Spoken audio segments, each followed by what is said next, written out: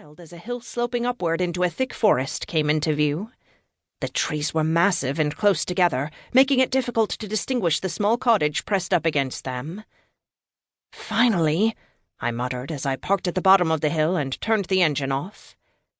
I was hoping the old woman I called Gran had not come all the way down to greet me, but I was not surprised to find she had. From the driver's seat, I could see she looked more ancient than she had the last time I'd seen her just a week ago. She had shrunk, and her limbs looked easy to snap. Her complexion had paled. Gone was her sun-kissed appearance, though her eyes still sparkled. Gran's smile was radiant as I stepped out of my car, twirling the fob on its ring around my finger. I returned her smile, feeling lighter. I was only here for a couple of days, no more, no less, I told myself. Although work was stressful and left me little time to consider my goddess destiny, I needed a break to learn more. Unfortunately for me, Gran seemed to be running out of things to teach me, although I kept finding more questions to ask. As I closed my car door, Gran's voice broke through my thoughts. "Angelica, my dear, you look prepared to take on all of England." Her words were threaded with amusement, but she meant what she said. I chuckled and glanced down at my black heels as they began to sink into the soft ground. The car behind me glistened in the sun. It was a sleek, flashy model. It had looked fun to drive, and it had been quite some time since I had been behind the wheel of a fast car.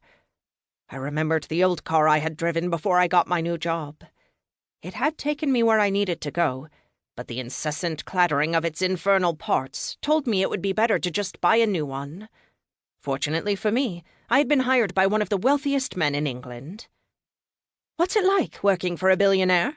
my mom had asked me. I had shrugged. "I'm not required to get into his bed, so I'm not complaining." I remembered that comment as I approached Gran. The old woman, who was really my great-great-aunt and not my grandmother, pulled me into her arms. After embracing me, her eyes traveled over me, taking in every inch of the designer clothing my mother had insisted I purchase. Her gaze made me feel self-conscious.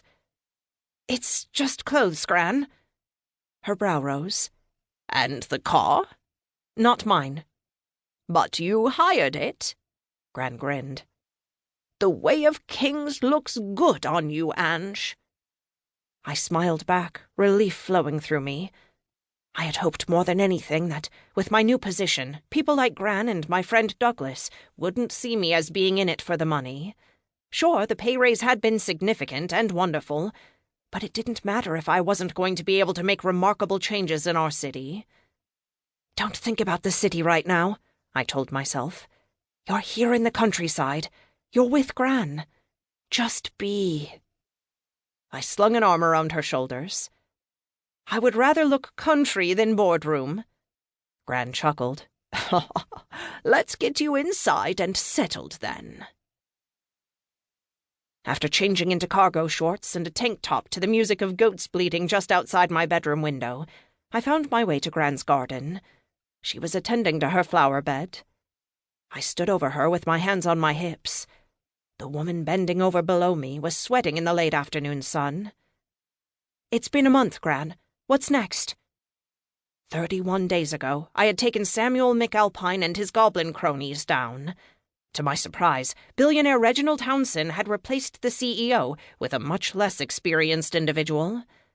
This very individual now stood in her Gran's garden, wondering how the hell she was supposed to run the funding for all the major hospitals in her city, and be the ancient Irish goddess of war at the same time.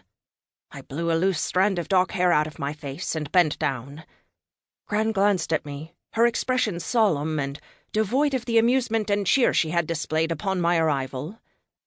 "A month," she echoed. I nodded. It had been a good month, lacking supernatural beings to deal with. But McAlpine's last comment to me about upsetting the supernatural hornet's nest still irritated the back of my brain. Gran removed her garden gloves.